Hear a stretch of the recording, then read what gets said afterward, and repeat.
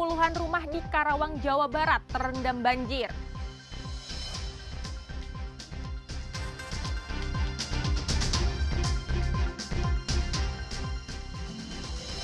Polda Jabar bongkar sindikat jaringan narkoba internasional.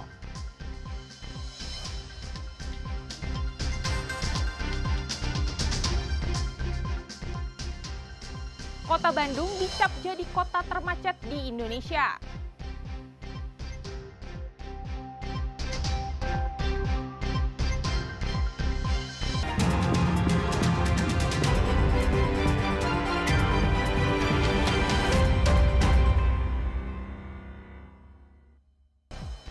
Selain ketiga informasi utama tadi, kami masih memiliki informasi menarik lainnya. Saya Dinda Farah akan menemani Anda dengan berita independen terpercaya.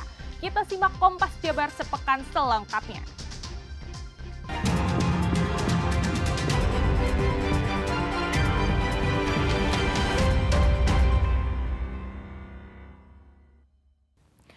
Puluhan rumah di Karawang, Jawa Barat terendam banjir setinggi 1 meter akibat dari luapan Sungai Citarum dan Sungai Cibeet. Air mulai masuk pemukiman sejak pagi dan terus meningkat hingga sore. Imbasnya, ratusan warga mengungsi.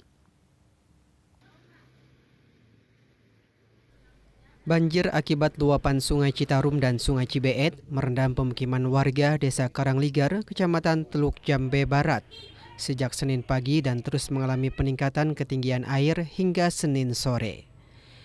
Ketinggian air yang merendam pemukiman warga bervariasi, mulai dari 50 cm hingga 1 meter. Tingginya air yang merendam membuat ratusan warga harus mengungsi ke sejumlah tempat aman seperti rumah-rumah saudara, masjid, dan aula kantor desa. Berdasarkan data BPBD Kabupaten Karawang, total rumah yang terendam banjir akibat luapan Sungai Citarum dan Sungai Cibeet sebanyak 60 rumah, yang terdiri dari 70 kepala keluarga dan total jiwa yang mengungsi terdampak banjir sebanyak 210 jiwa. Untuk saat ini untuk air terus meningkat ya. Untuk yang terdampak tadi hasil pendataan jam 10 pagi itu ada 70 kakak, 60 rumah, ada 210 jiwa yang terdampak. Saat ini kemana Pak para korban ini? Untuk korban sebagian bergeser ke rumah saudara dan tetangga yang masih aman dan sebagian sudah bertahan di Masjid Al-Ilas. Penyebab banjir yang merendam pemukiman warga selain oleh meluapnya Sungai Citarum dan Sungai Cibeet juga disebabkan oleh hujan deras yang terjadi di wilayah Karawang yang terjadi pada Minggu malam hingga Senin dini hari. Adi Wahadi, Kompas TV, Karawang, Jawa Barat. Banjir yang merendam pemukiman warga Desa Karangligar, Karawang terus meninggi. Peningkatan ketinggian air membuat sejumlah warga terjebak di tengah banjir, hingga tim SAR diterjunkan untuk mengevakuasi warga dari kepungan banjir.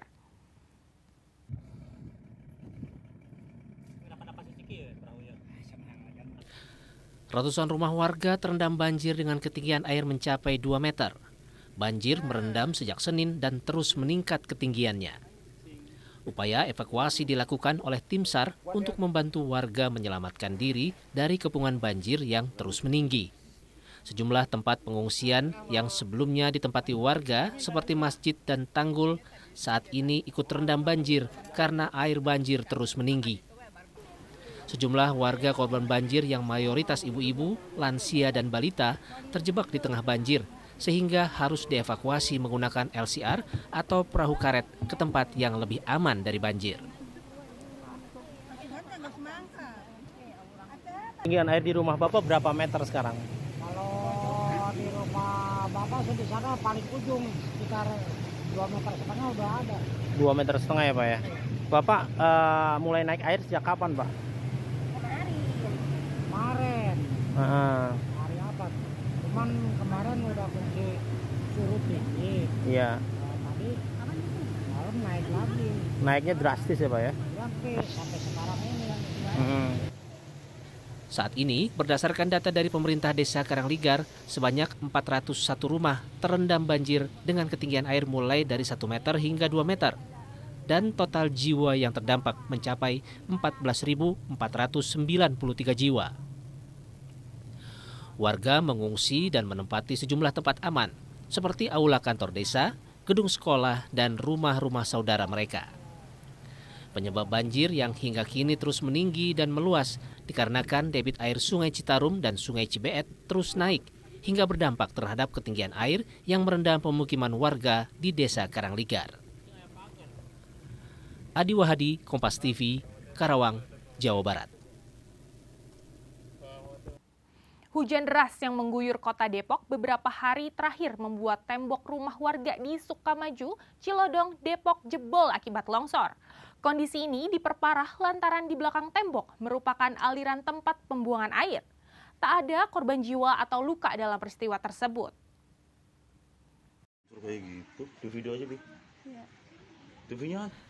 Jebolnya tembok belakang rumah warga di kawasan Sukamaju, Cilodong, Depok, Jawa Barat ini terjadi pada Senin petang. Hujan deras yang mengguyur kota Depok membuat tebing yang berada tepat di belakang rumah longsor dan menghantam tembok belakang rumah. Tidak ada korban jiwa maupun luka-luka dalam insiden ini. Saat kejadian, penghuni rumah sedang berada di kamar tidur sehingga terhindar dari reruntuhan. Kerugian material diperkirakan cukup besar mengingat sebagian dapur dan kamar mandi ikut terdampak. Menurut korban, pada saat kejadian ia mendengar suara gemuruh cukup keras. Lalu muncul kepulan asap berupa debu yang berterbangan akibat reruntuhan tembok belakang rumahnya. Awalnya hujan, terus habis itu banjir banyak di rumah. Terus saya beresin banjir-banjir.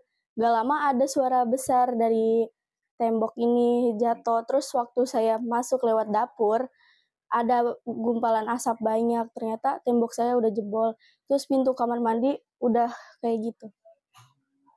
Asap apa Kak itu?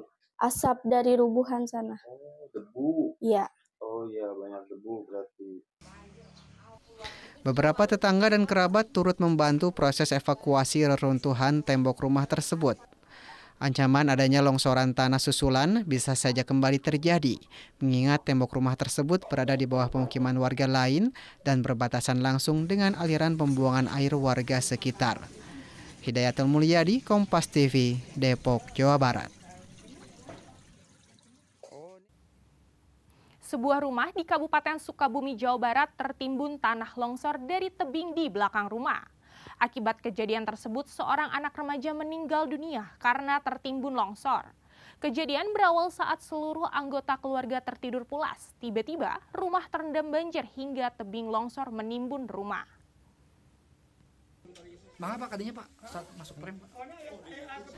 Bencana tanah longsor terjadi di Kampung Babakan, Desa Bojonggenteng, Kecamatan Bojonggenteng, Kabupaten Sukabumi, Jawa Barat.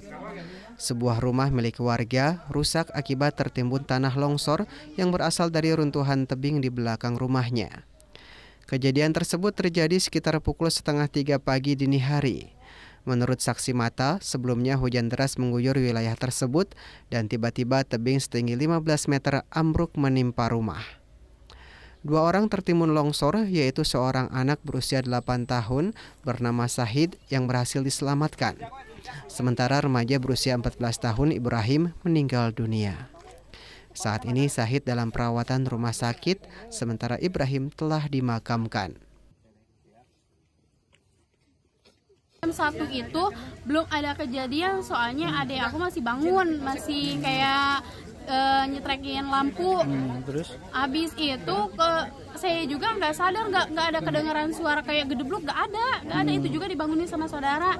Saudara bilang banjir, air meluap, katanya kayak gitu. Udah sadar ternyata air udah banyak sudah sampai ke dalam, udah banyak tanah.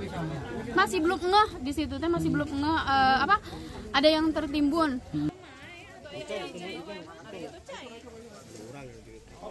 BPBD Kabupaten Sukabumi beserta relawan telah meninjau lokasi longsor tersebut. Saat ini petugas telah melakukan asesmen ke sejumlah lokasi dan menghimbau warga terdampak untuk bisa mengungsi sementara. Terjadi hujan karena tidak diyakini juga kita masih dimungkinkan ada longsoran susulan. karena potensi longsorannya masih besar. Tebingnya tadi 30 habis 90 derajat, ketinggiannya rata-rata 15 meter, masih tinggi potensinya. Harapannya Pak Kades dengan unsur yang lain juga nanti memindahkan warga yang sekiranya pada keluarga yang untuk pindah yang lebih aman.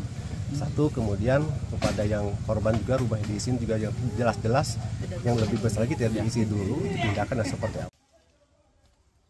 Di Desa Bojong Genteng sendiri terdapat 2 titik longsor yang menimpa rumah. 1 rumah di Kampung Babakan dan 1 rumah di Kampung Bojong Genteng. Total korban berjumlah 3 orang, diantaranya 2 mengalami luka, 1 meninggal dunia. Insan Maulana Firdaus, Kompas TV, Sukabumi, Jawa Barat. Sekolah Rakyat Poltekesos launching 14 Juli. Informasinya akan hadir selengkapnya usai jeda.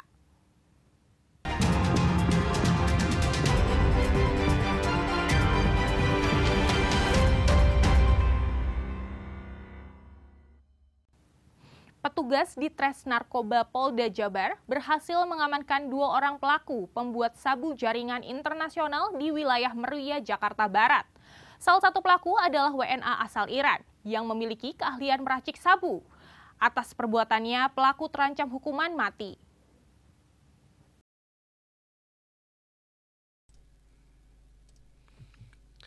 Seorang pria warga negara asing dan seorang pegawainya berhasil diringkus petugas Direktorat Reserse Narkoba atau Ditres Narkoba Polda Jawa Barat. Pria asing warga negara Iran ini ditangkap petugas saat tengah meracik sabu di salah satu wilayah rumah kontrakan di kawasan Meruya, Jakarta Barat. Tidak tanggung-tanggung, bahan sabu siap edar ini rencananya akan diedarkan di sejumlah negara di Asia dan Timur Tengah. Penangkapan tersangka ini berawal dari hasil penyelidikan petugas di Tres Narkoba Polda Jabar. Setelah mengetahui lokasi pembuatan barang haram ini, petugas Polda Jabar bekerjasama dengan Polres Jakarta Barat langsung melakukan penggerebekan. Modus operandinya adalah memproduksi narkotika jenis sabu yang mengandung metamfetamin di wilayah Jakarta Barat. Uraian kejadian singkat. Jadi Direktorat Narkoba Polda Jabar ini bekerjasama dengan Polres Jakarta Barat ya, berhasil mengungkap dan membongkar aktivitas laboratorium ya clandestine pembuatan narkotika jenis sabu di kawasan Meruya Selatan, Jakarta Barat. Menurut Direktur Narkoba Polda Jabar Kombes Pol Albert RD, selain mengamankan tersangka, petugas pun berhasil menyita barang bukti berupa sabu cair sebanyak 128 liter dan sejumlah bahan kimia serta peralatannya. Albert menambahkan, dari 1 liter sabu cair ini bisa diolah menjadi 1 hingga 4 kilo sabu kering siap pakai. Tersangka adalah warga negara punya keahlian mengolah bahan kimia untuk menjadi narkotika golongan 1. Bisa kita bayangkan bahwa tersangka ini datang dari negaranya sana, datang ke Indonesia dengan bahan-bahan yang sudah disiapkan dia jauh-jauh hari sebelumnya. Di sini diawaki oleh warga di sekitar Meruya sana. Begitu bahan ditumpuk di sana, dia datang, dia melaksanakan proses kimiawi ini untuk menjadi narkotika. Atas perbuatannya, tersangka ditahan di Mapolda Jabar dan diancam pasal berlapis dengan ancaman hukuman mati. Andri Iskandar, Kompas TV, Bandung, Jawa Barat.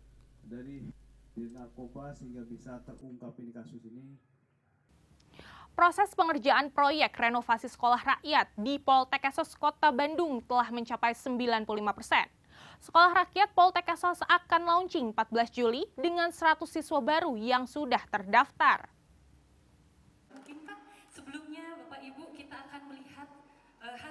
Sejumlah kesiapan mulai dari asrama, ruang belajar hingga jaringan internet telah hampir 100% siap untuk mulai beroperasi pada tanggal 14 Juli mendatang.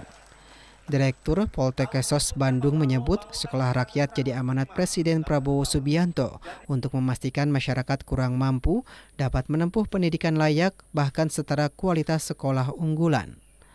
Poltekesos menambahkan tak semua orang bisa masuk sekolah rakyat.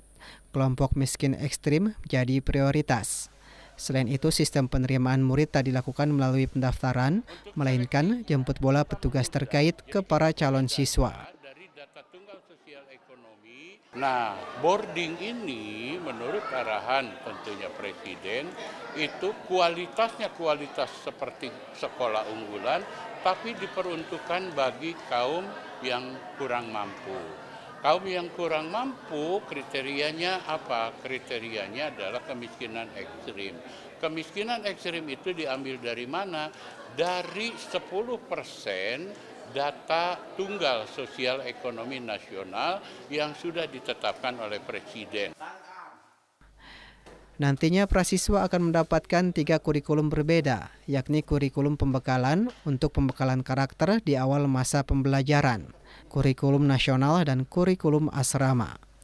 Selain Poltekkes, pemerintah juga tengah mempersiapkan 2 lokasi sekolah rakyat di Kota Bandung, yakni di SLB Wiataguna dan BLK Kota Bandung, yang jadi tempat sementara bagi sekolah rakyat sambil menunggu pembangunan sekolah rakyat di lokasi yang baru. Tim Liputan Kompas TV, Bandung, Jawa Barat.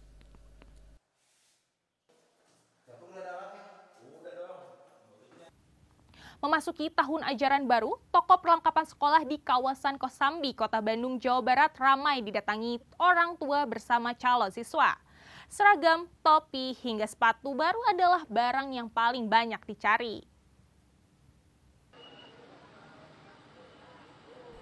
Beginilah suasana di toko penjualan perlengkapan sekolah di kawasan Kosambi, Kota Bandung, Jawa Barat, jelang ajaran baru 2025-2026. Orang tua siswa antusias untuk membeli perlengkapan sekolah mulai dari seragam hingga aksesoris. Ramainya pembelian seragam sekolah mulai terlihat pekan terakhir jelang masuk sekolah. Citra, salah satu pembeli, mengatakan memilih berbelanja perlengkapan sekolah di kawasan Kosambi karena banyak pilihan dan dekat dengan pusat kota. Karena kebetulan ini kan anak-anak juga minggu depan kan sudah mulai sekolah, kemarin lagi liburan, jadi baru pulang ke Bandung, jadi baru beli hari ini. Milih di Kosambi ini, kawasan Kosambi ini seperti apa, Bu? Ya karena kan kalau Kosambi kan pasti banyak ya, banyak pilihannya. Nah tapi kalau toko ini memang sudah langganan. Pemilik toko menyebut penjualan jelang ajaran baru tahun ini berbeda dengan sebelumnya. Pembeli baru ramai ketika mendekati masuk ajaran baru. Berdampak menurunnya omset penjualan. Untuk tahun ini kacau, soalnya pendaftarannya passing grade-nya baru keluar tadi malam. Biasanya seminggu kemarin, minggu sebelumnya udah keluar, keterima kepuasannya. Ini baru tadi malam. Nggak tahu ke depannya gimana. Jadi pembeli baru datang sekarang, Bu ya? Iya. Selain mencari perlengkapan sekolah, jasa bordir di kawasan Kosambi, Kota Bandung turut mendapatkan berkah. Omsetnya naik dari biasanya. Pada momen ajaran baru, jasa bordir ini setiap harinya meraup untung hingga Rp1 juta. Untuk satu bordir nama siswa dihargai Rp7.000 serta jasa pasang dihargai Rp3.000. Kalau sekarang masih standar-standar, jadi belum banyak, baru sebagian. Karena kan sekolah itu kalau sudah diterima di sekolah baru dia menentukan nama sekolah dan nama itunya. Kalau sekarang paling sebagian baru seragam, sebagian belum dikasih nama. Kebanyakan yang pesen bordir apa sih, Pak? Yang pesen bordir itu biasanya nama, untuk nama si murid ataupun calon siswa. Terus kemudian lokasi sekolahnya yang akan ditempatin, dan bendera dan sebagai logo-logo.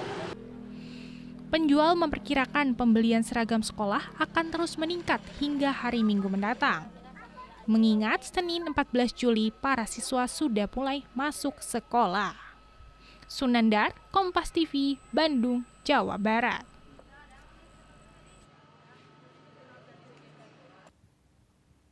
Kota Bandung jadi kota termacet di Indonesia. Tetap bersama Kompas Jabar sepekan.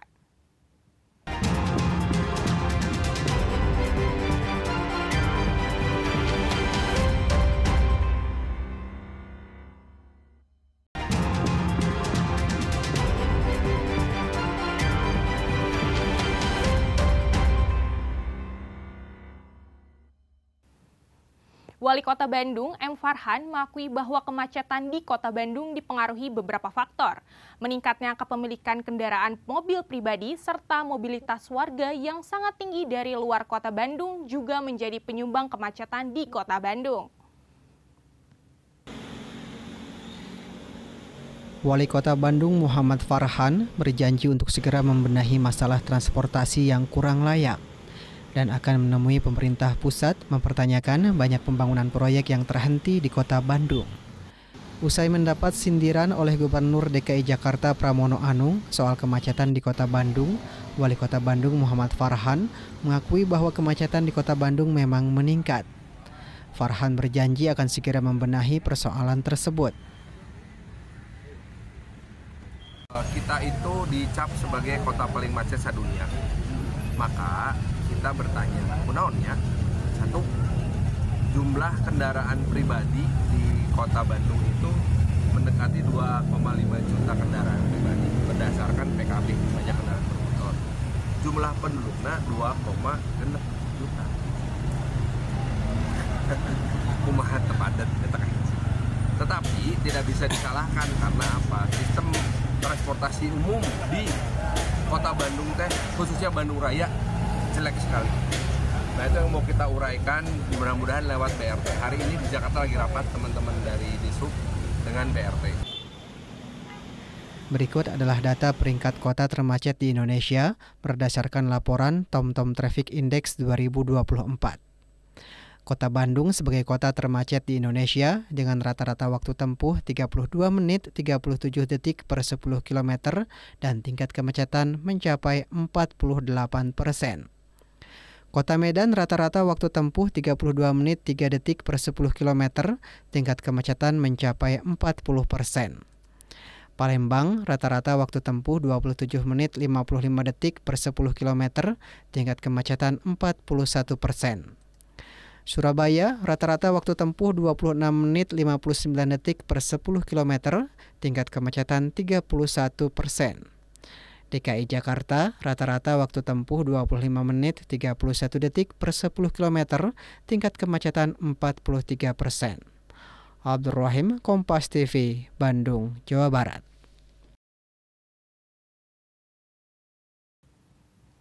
Penangkaran rusa yang berada di lokasi wisata Ranca Upas, Ranca Bali, Kabupaten Bandung menjadi salah satu lokasi wisata favorit di saat libur sekolah. Pengunjung yang telah datang selain bisa berinteraksi dengan rusa juga menikmati suasana alam menjadi daya tarik wisata tujuan keluarga. Suasana libur sekolah di lokasi wisata di Kabupaten Bandung masih terasa. Terlihat dari pengunjung yang datang masih didominasi oleh keluarga dan anak-anak. Salah satu lokasi wisata yang menjadi favorit adalah penangkaran rusa yang berada di kawasan Ranca Upas, Kecamatan Ranca Bali, Kabupaten Bandung. Di lokasi ini pengunjung selain melihat tetapi juga bisa memberi makan rusa di penangkaran.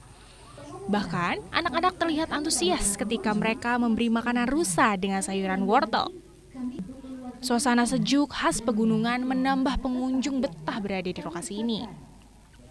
Salah seorang pengunjung asal Soreang, Sally, sengaja mengajak anak-anak untuk menikmati liburan sekolah dengan mengunjungi kawasan wisata alam. Dan bisa menjadi edukasi bagi anak saat liburan di lokasi ini. Tempatnya seru, asik, adem, cocok buat liburan keluarga. Harganya juga terjangkau ya? Iya, harganya juga terjangkau. Dari mana nih? Saya dari Soreang. Sengaja ke sini ya? Iya, sengaja ke sini. Berarti recommended ya buat anak? Recommended banget buat liburan keluarga sama anak-anak. Begitu juga dengan pengunjung asal kota Bandung, Hilda. Dirinya bisa menikmati sejuknya udara khas pegunungan serta pemandangan yang indah di lokasi wisata. Enjoy banget ya, enak soalnya suasananya adem gitu, jadi nggak terlalu menyengat panasnya. Selain penangkaran rusa, di lokasi wisata Ranca Upas, pengunjung juga bisa menikmati wisata lainnya, seperti berkemah, berenang, hingga hiking, menikmati indahnya suasana alam dan sejuknya hawa pegunungan. Naufal Rabani, Kompas TV, Kabupaten Bandung, Jawa Barat. Saudara, dengan berakhirnya informasi tadi sekaligus mengakhiri Kompas Jabar Sepekan episode ini, saya Dinda Farah beserta kru yang bertugas mengucapkan terima kasih dan sampai jumpa.